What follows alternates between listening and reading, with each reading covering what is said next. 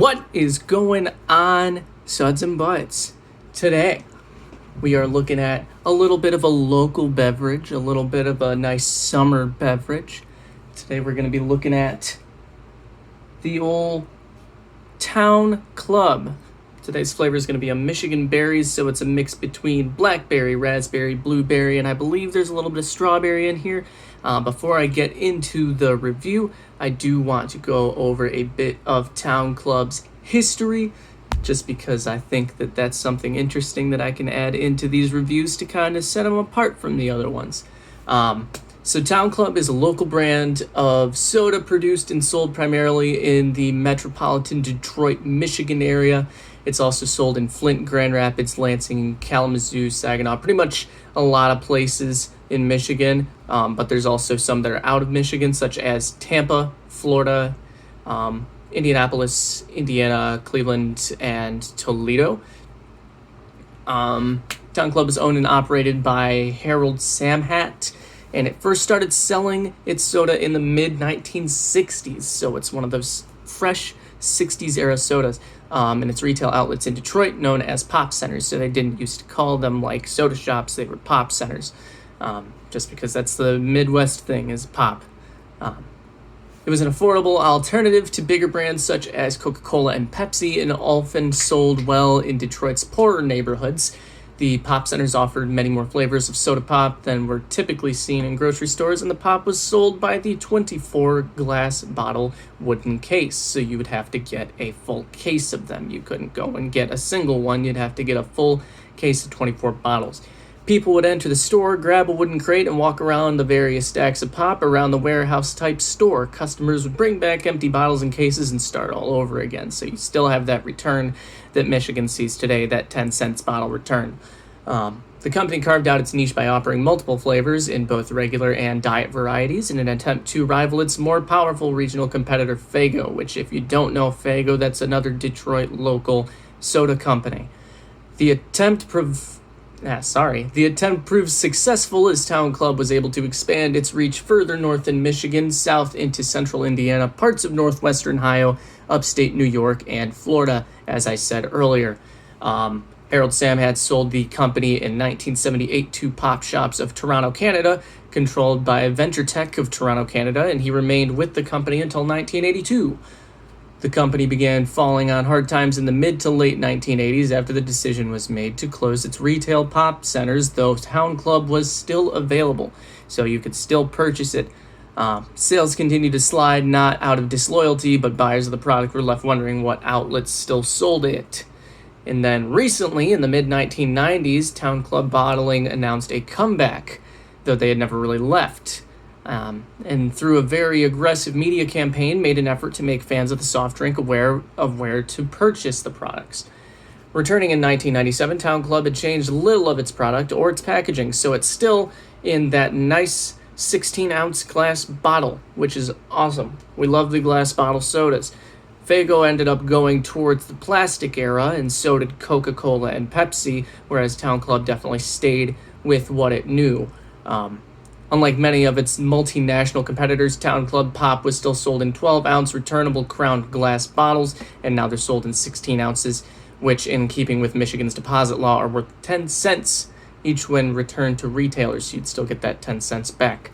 The bottles required a standard bottle opener to be used in order to consume the product. That's another thing that they've changed. They are now screw-top bottles, which means if I wanted to use a bottle opener, I would not be able to. I'd have to screw it off. They made it a nice way to keep it reusable, keep it resealable.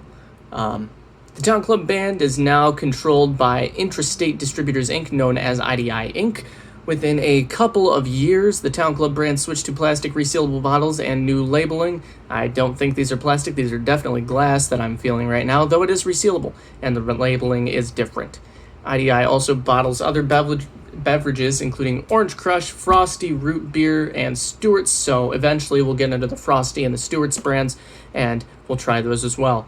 But as of 2013, Towne Club products are available in glass bottles with screw top caps, like I said. Current flavor offerings include orange, peach, cola, grape, tropical punch, strawberry, City Rush, which is their version of Mountain Dew, vanilla cream, Michigan cherry, strawberry melon, mango orange, root beer, Honolulu blue, which is their cream soda, but blue is the color of the Detroit Lions, so they wanted a blue cream soda, pineapple, passion fruit, and ginger ale, along with 3 recently introduced new flavors: Tiger Citrus, Tiger Citrus Punch, Lion Energy, and the Michigan Berries, which we have today. That makes for a whopping total of 18 flavors, which is kind of nuts.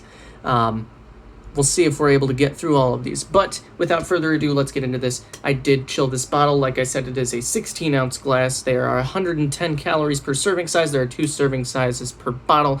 You do the math, that's 220 calories per bottle. Not out of the ordinary for any type of soda. Still has that 10-cent deposit in Michigan. And it does give you a little warning label that says contents under pressure. Bottle may burst or cap may blow off, causing eye or other serious injury. So do not shake it because the cap might explode. If we look at the label there, it's that classic Towne Club label. And we've got a little Michigan right here. And the berries listed inside are right there. It's a kind of a cool, like, purplish color. I don't know if you can see it. But it's definitely a darker. And that twist cap has another little uniqueness to it. It's a Towne Club classic twist. I say we give it a shot. I have chilled this overnight in the fridge, so I'm enjoying it as recommended. Nice little hiss, nice little carbonation foam up. Already I can smell it and the cap's not even off yet. Definitely like a mixed berry, solid, like a fruit snack almost. That's almost what I get out of it, like a blueberry, blackberry fruit snack. I definitely sense a little bit of strawberry in there, but the stronger notes are, like I said, that blackberry, blueberry, maybe a little bit of raspberry in there too. But let's give her a shot, shall we?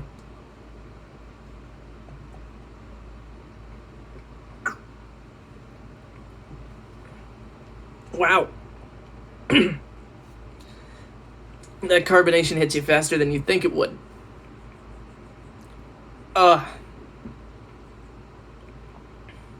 So it is a little more carbonated.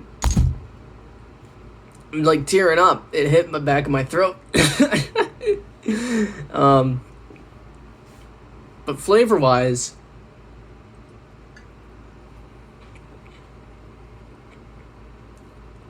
it's very, very sweet.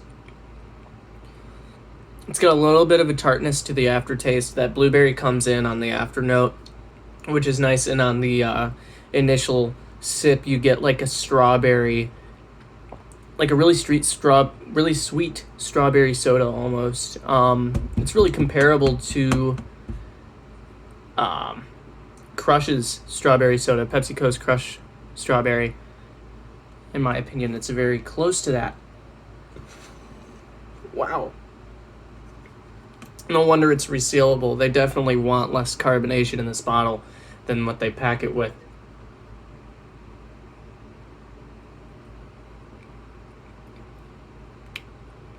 But no, it's definitely solid if you enjoy like a sweeter berry beverage. Definitely one you'll gravitate towards. So as far as presentation goes, I love what they did with the logo in 2013. I love what they do with the bottle, how it's a screw top, so it is resealable. So I'm going to give that a 9. I don't think there's really anything else they could do to it to make it better. It's just classic. They might be able to add something a little more recognizable to their logo instead of it just being Towne Club. But other than that, I think it's fine. It is a pure cane sugar cola. I forgot to mention that, but it is a pure cane sugar cola. Not cola, beverage, I should say. That being said, it is going to be a little bit sweeter, which is why I said it was sweeter. Smell-wise, definitely like higher. I really enjoyed the smell of this soda, like an 8 or a 9. Not much wrong with it. They perfectly balanced like all of the scents for it.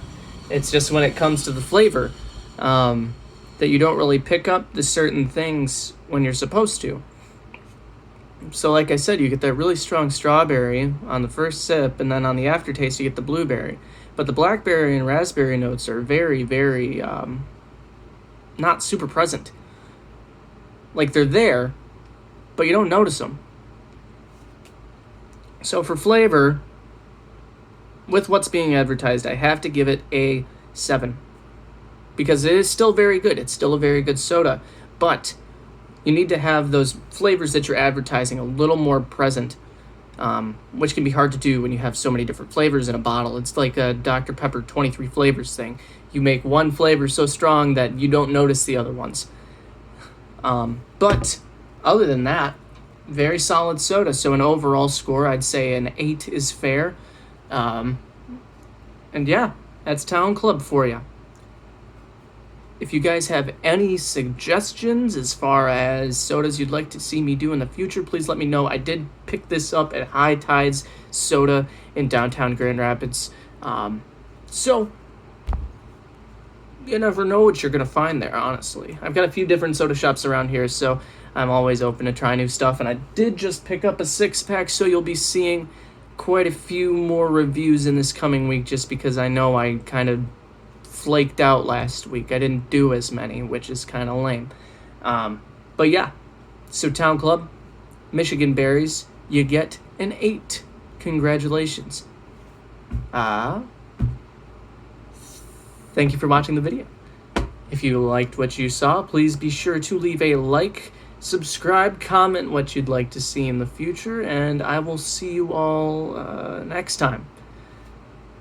Have a good one.